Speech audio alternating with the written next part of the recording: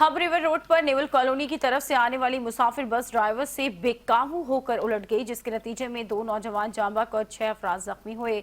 इस बारे में मजीद जान लेते हैं रिजवान शाह से। रिजवान शाह, बताइएगा।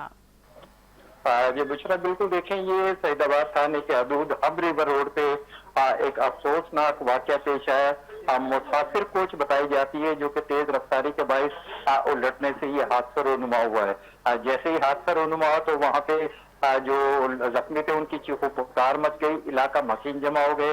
इतला मिलने पे जो रेस्क्यू इदारे हैं, रेंजर्स पुलिस भी मौके पे पहुंची और रेस्क्यू ऑपरेशन शुरू कर दिया गया।